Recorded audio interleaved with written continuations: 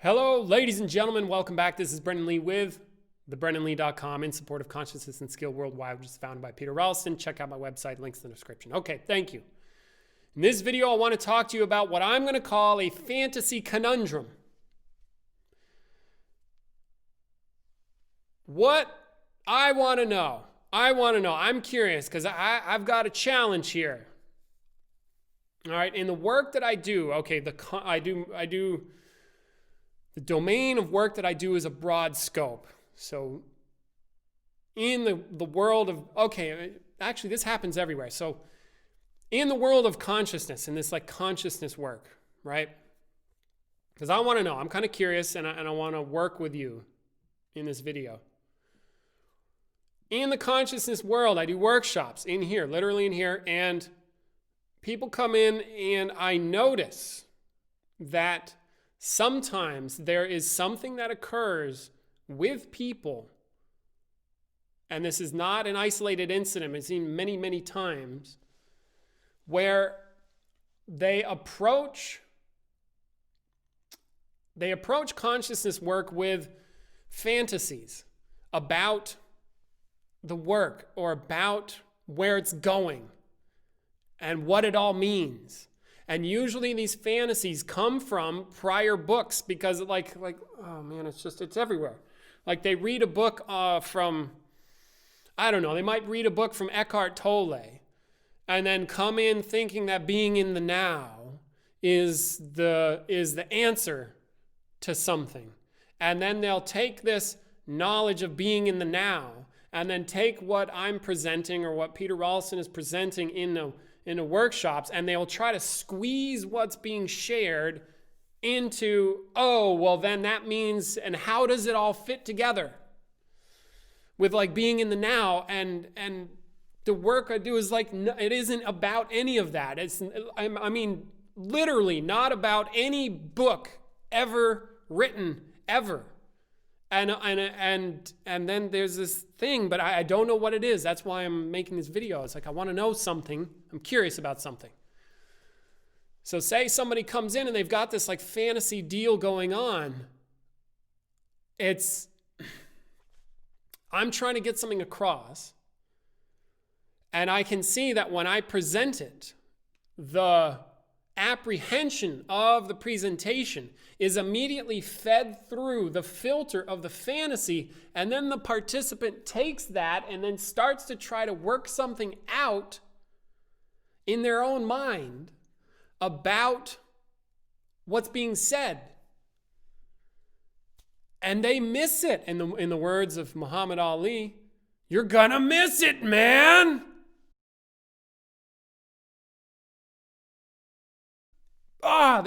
So they miss it. They miss it, right? So now here's some examples, because I want your help. I'm asking for help. And I'm using this video as a way to consider the matter. We had an apprentice a long time ago, and then he had fantasies. Okay, so, he was in the martial domain, so martial arts, right? Training martial arts, and then Peter Ralston is the epitome of the enlightened martial arts master. He literally is an enlightened martial arts master, but not the fantasy of an enlightened martial arts master, the reality. But when people come in, myself included, back in the day, I want to do martial arts, and he's the guy. He's a fucking martial arts master, and he's enlightened. It's crazy. And he's a genius, right? So he's like, he fits the bill for the fantasy. So then this guy comes in to the apprenticeship program with the fantasies intact about what he's going to get out of it. And I can see that it's like a childish belief about what it's going to get him. And it's like, and it's fantasy. It's thinking. It's like what you read about in the stories, right? Don't you get excited about stories that you read and you hear about like the enlightened master, right? Say if you're I'm going to generalize here, like a young male. I think anyway, it doesn't matter, okay? The enlightened martial arts master, or the enlightened guru person. You see, and then there's like, oh yeah, I want to be that. And there's a fantasy about that. Okay, so now what makes this tricky? And I think this is where I'm getting more to the meat of the matter, is if I were to how do you get in there? I tried to make corrections with him personally. And immediately the corrections, like if I laid down the law trying to get his attention, no, you're fantasizing. He's like, yes, I got it. I'm fantasizing. Yes, and he will feed that right back into the fantasy. So it feeds. It's a separation between what I'm saying and what is being received over there. But the participant does not get that they're not getting it. And then how do you get in there? Or like an example from Peter Ralston's Old School. There was a gentleman, and he was a believer of Cheng Shin. Cheng Shin, the body being principles, they were the best. The holy trinity of relaxing, grounding, centering, whole and total, and calm. He was a believer, like fanatical believer. And Peter kept trying to get to him like, no, stop believing me. And it's like, okay, yes, I won't believe you, oh master. You see, so then what's the deal?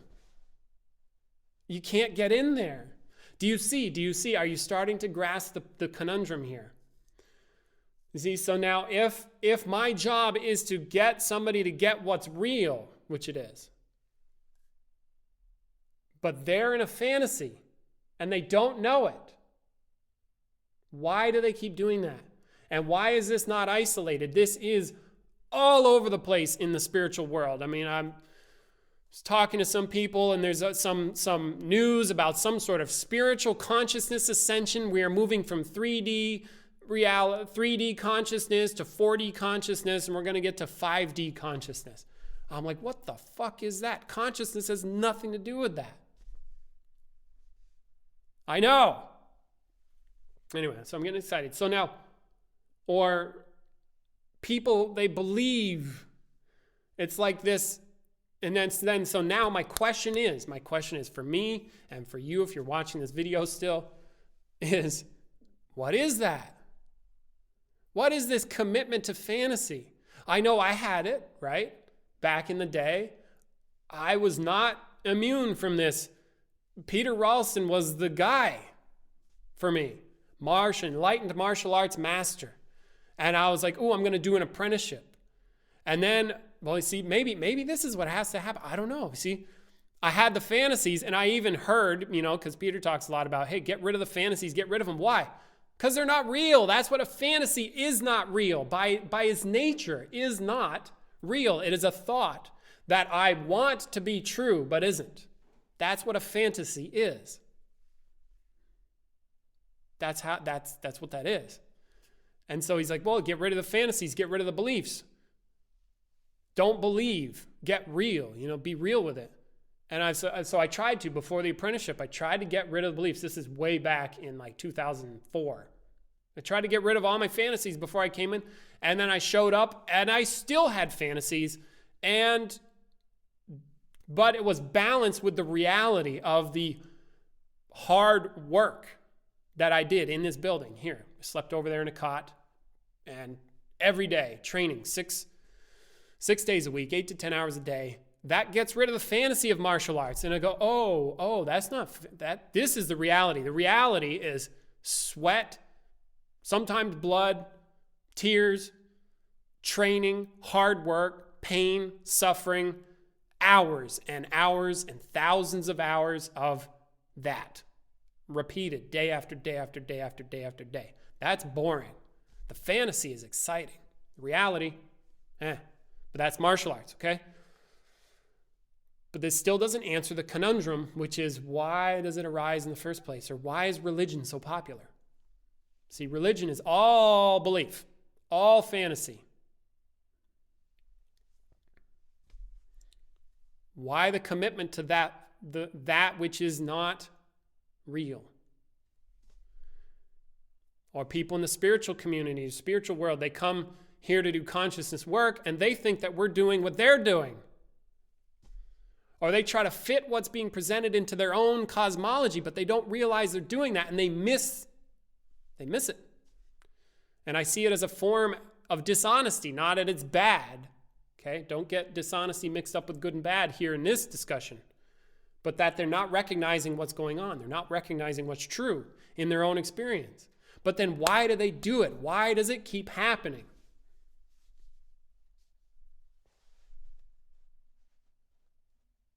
That's the question. Why do human beings seem so committed and needing of fantasy? Like, for example, when Peter talks about in his old school, he used to rip people off of their fantasies. And then he realized that they can't handle it. And it's uncomfortable. So he's like, all right, well, I'll keep some of your fantasies. But people often never get out of that. They never transcend their own fantasies. Their commitment to fantasy thinking and believing about. You see, there's a difference between belief and experience. They're not in the same domain. And it's even trickier because belief, if believed strongly, will alter your perceptive experience. And then it looks like what you're seeing is actually true. And so it does not look like a belief, but it actually is. In actuality, it is a belief. If you look, if you're honest and you take a look, you will find that to be the case. But that's still, again, we're back to the problem. It doesn't tell me, why does this occur? Why is this occurring? Because it does seem to be easier. It's a lot easier just to believe what somebody says than it is to actually find out for yourself. Perhaps that's one thing. We like easy, not challenging. 2, perhaps ignorance. That people don't know that that's what they're doing. And then how do I know it's something they're doing and it's not something that is? Because they can stop doing it. I did. And then I was talking to a colleague of mine, on the video chat. He brought up a point. It was like people need something to stand on.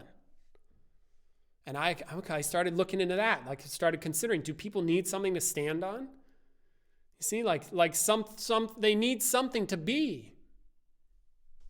Some of us don't need to be anything, as if it's like I already am. I don't need to solve anything about that. And so I don't need a fantasy to tell me what I am. I just hang with the reality of what I am. And hey, then belief arises. Then in this juncture, belief arises as like, that's just completely silly. Why would I do that? Whereas in other people's worlds, it looks like it's a necessity. And unfortunately, this drive for this kind of necessity in the work that I'm doing gets in the way, big time. But I still don't know. It's like, what is that? What's going on there? So again, back to the question.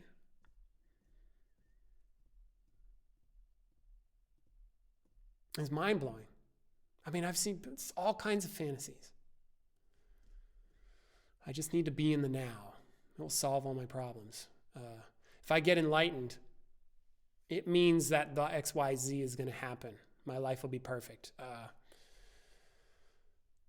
I want to be a martial arts master and get enlightened, and then that's going to get me something. I don't know.